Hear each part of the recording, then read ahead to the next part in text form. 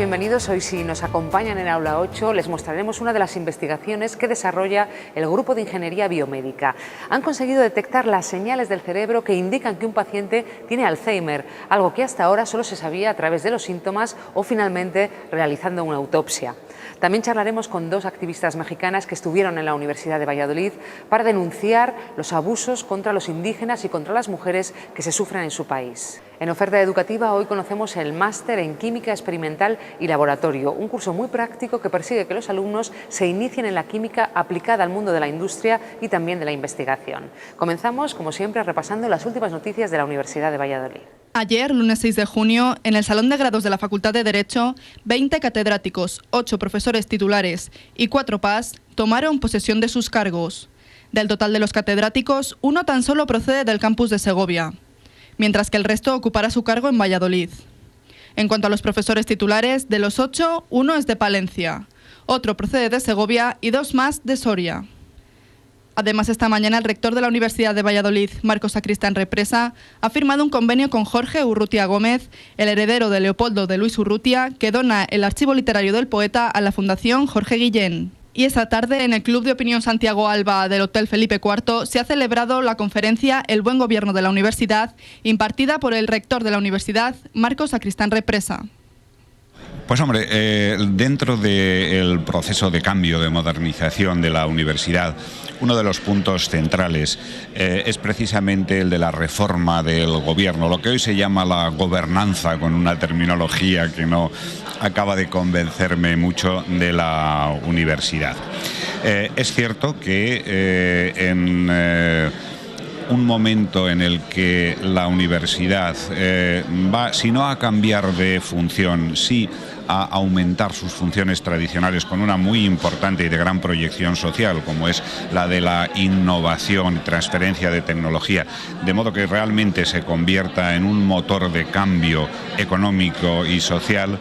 La manera de organizar la toma de decisiones en la universidad tiene que cambiar, y naturalmente tiene que cambiar a mejor, adaptándose por una parte a las nuevas necesidades, pero sin duda también corrigiendo algunos de los defectos que el tiempo ha ido acumulando. En ese sentido, el término buen gobierno trata de ponernos delante de la necesidad de cambio y de la necesidad de mejora en el gobierno de la universidad, en bien del cumplimiento de las funciones y también, puesto que estamos en una época difícil, en una época de crisis, para mejorar la administración de las finanzas de la universidad. Se lo adelantábamos al principio de este programa, el Grupo de Ingeniería Biomédica de la Universidad de Valladolid ha conseguido identificar las señales del cerebro que determinan que una persona padece Alzheimer. Son señales eléctricas y magnéticas que difieren de las de un cerebro sano. Ingenieros y médicos han trabajado conjuntamente para lograr este hallazgo. En la Escuela de Ingenieros de Telecomunicaciones trabaja el Grupo de Ingeniería Biomédica de la UVA, un equipo de investigadores especialistas en analizar las señales del cerebro humano.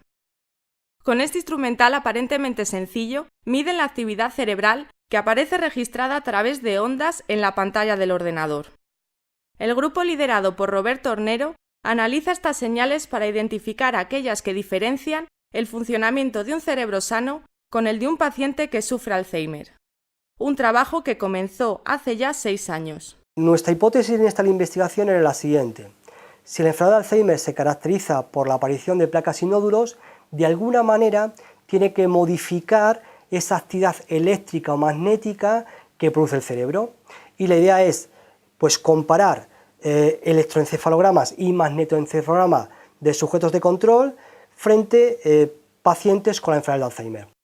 El objetivo es crear una base de datos con las señales cerebrales de personas sanas y personas con Alzheimer para establecer las diferencias. Y el equipo ya ha podido encontrar rasgos distintos evidentes. Lo que hemos observado es que los pacientes con la enfermedad de Alzheimer, en primer lugar, se produce una lentificación del espectro. El espectro fundamental está dirigido a frecuencias inferiores. Y por otra parte hemos visto que los pacientes con la enfermedad de Alzheimer se caracterizan por una menor complejidad y una mayor regularidad en su actividad cerebral. Y esto sobre todo será como consecuencia de esa muerte neuronal producida como consecuencia de las placas y nódulos características de los pacientes con la enfermedad de Alzheimer. Esta investigación supone un avance importante en el diagnóstico de la enfermedad de Alzheimer, puesto que hasta ahora solo se reconoce por sus síntomas y el diagnóstico únicamente se confirma tras la muerte del paciente a través de la autopsia. Pero el grupo de ingeniería biomédica desarrolla en paralelo otras investigaciones igualmente apasionantes. Por ejemplo, ha diseñado distintos dispositivos que ayudan a la vida de las personas que sufren una gran discapacidad. Traducen sus señales cerebrales en acciones sencillas. Hemos desarrollado una aplicación domótica para que los usuarios del centro puedan utilizar y puedan manejar una televisión en cuanto a encender, apagarla, cambio de canal, cambio del volumen arriba o abajo, también para manejar un DVD, un equipo de música y también las luces del entorno, de tal manera que los sujetos se entrenan para que con su actividad cerebral se puedan controlar estos dispositivos. El campo de actuación en el estudio de las señales cerebrales es inmenso. Por eso el grupo de ingeniería biomédica también desarrolla investigaciones con niños hiperactivos o personas que sufren esquizofrenia o depresión.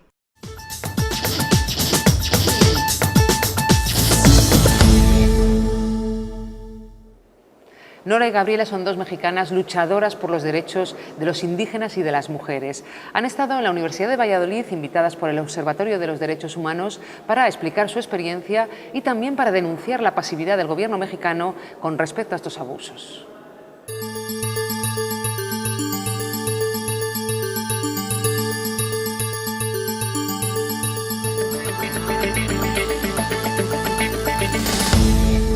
Juárez, lamentablemente por tradición, desde el año 93 tiene un fenómeno muy grave que es el de los feminicidios y que esto se ha ido recrudeciendo con el paso del tiempo porque lo que se ha perpetuado es la impunidad y la falta de acceso a la justicia por parte de las familias y que ha desencadenado otro tipo de fenómenos y de problemas, como podría ser el caso de que se calcula que hay aproximadamente 8.500 huérfanos y huérfanas en la ciudad y que eso es algo que en algún momento va a tener que ser atendido. Aprendes a sobrevivir bajo esas circunstancias.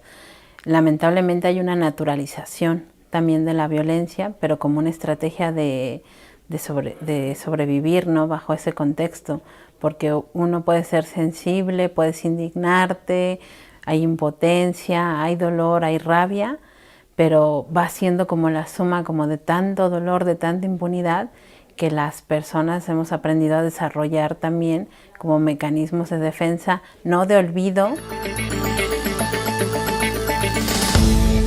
El Estado ha sido ineficiente, incapaz y aún negligente con toda esta situación de violencia y de violaciones a derechos humanos que vivimos, ¿no? en Oaxaca, y donde el defender los derechos humanos, como persona normal, yo soy madre de familia, que te involucras en una defensa o en una denuncia de injusticia, de impunidad, pues te pone en alto riesgo, ¿no? A llegar incluso a la amenaza y en muchas defensoras incluso el asesinato, ¿no? El tema de salud, pues a veces no tienen ni acceso a un hospital donde puedan ser atendidos con dignidad y con todos los instrumentos necesarios para poder salvar la vida, ¿no? Mujeres embarazadas que han perdido la vida en el trayecto de su comunidad a un hospital que queda 5 o 6 horas de camino, ¿no? Entonces, esas son las condiciones que aún viven los pueblos indígenas. Seguimos repasando la oferta educativa de la UBA. Hoy conocemos el máster en Química Experimental y Laboratorio. En ese curso, cada alumno, junto con su tutor, desarrolla y tiene que defender un proyecto en química. El máster en Química Experimental y Laboratorios está dirigido a licenciados en Química e ingenieros técnicos en Química Industrial, aunque se consideran otras licenciaturas o ingenierías afines. El plan de estudios forma a los alumnos en el instrumental o la seguridad y la higiene en el laboratorio, pero se centra sobre todo en el estudio experimental de un proyecto químico y en su desarrollo. De hecho, este máster es eminentemente práctico y exige una colaboración directa entre el alumno y su tutor. Los tutores son voluntarios, son profesores de la Facultad de Ciencias, todos con el grado de doctor. Y hay una lista de tutores entre las que el alumno puede elegir dependiendo de la aproximación al máster que quiera hacer, si es más sintética o es más de determinación de propiedades, de determinación de composiciones, de la materia, etc. Y el tutor es el que se encarga a lo largo de todo el año de toda la práctica del alumno en el laboratorio, donde invierte pues, prácticamente 9 meses más o menos, como un curso. El máster supone la aplicación a un proyecto concreto de lo aprendido de forma teórico-práctica durante la licenciatura. Por eso, todas las competencias y la capacidad de análisis del alumno se ponen en juego. De hecho, en la carrera no hay la posibilidad de que se aborde en los laboratorios un problema. Hay que abordar cosas para desarrollar una práctica en el laboratorio, pero no para afrontar un problema. Y esto es fundamental, hay una diferencia fundamental entre saber responder a una receta y saber abordar un problema. Esa es la diferencia que yo creo que fundamentalmente imprime el máster entre quien lo ha hecho y quien todavía solo está en el grado de licenciado. Respecto a las salidas profesionales, el máster capacita para ejercer como químico en todo tipo de procesos industriales, un sector con un gran potencial en Europa.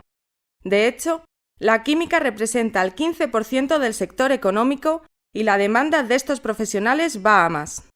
Hay una evolución desde la industria antigua de grandes tonelajes hacia la industria moderna de pequeños tonelajes, pequeñas cantidades de principios activos, por ejemplo, y esas industrias requieren muchos químicos en el laboratorio haciendo lo que en principio se aprende a hacer aquí. El máster no olvida la importancia que tiene saber exponer y defender un proyecto, de forma que cada alumno ha de elaborar un informe del trabajo realizado y defenderlo públicamente.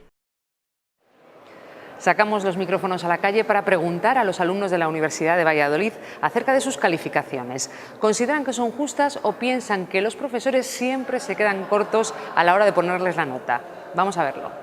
A mí los que, por ejemplo, me han dado, que han explicado muy bien, o sea, que son buenos profesores explicando y dando la materia, normalmente sí que me exigen bastante. Luego hay otros a lo mejor que no son tan exigentes, vamos, que no explican tanto y tal, y bueno, pues los baremos que utilizan son un poco más altos. Yo tengo la experiencia propia de que, por ejemplo, he estado con una asignatura 2 años y solo con esa asignatura, y es verdad, dependiendo del profesor, generalmente los profesores son buena gente y bueno, hacen su trabajo, pero sí que es verdad que hay excepciones que sí que te pueden llevar a la amargura. Yo por lo menos he tenido buena suerte, normalmente, así que yo no me quejo, pero yo creo que algunos dejan mucho que desear a la hora de calificar. Sobre todo desde mi experiencia en Derecho, hay mucho favoritismo en el tema de familia, de las relaciones familiares entre los alumnos y los profesores. O sea, cuando hay favoritismos eso se nota mucho. De vez en cuando siempre está el caso de el típico examen, ¿no? Que dices me ha salido increíblemente bien, y luego cuando vas a ver la nota y con toda la ilusión encuentras tu 6 y me dices, algo ha pasado. Así nos vamos, muchas gracias por acompañarnos y les esperamos el próximo martes para seguir contándoles toda la actualidad de la Universidad de Valladolid.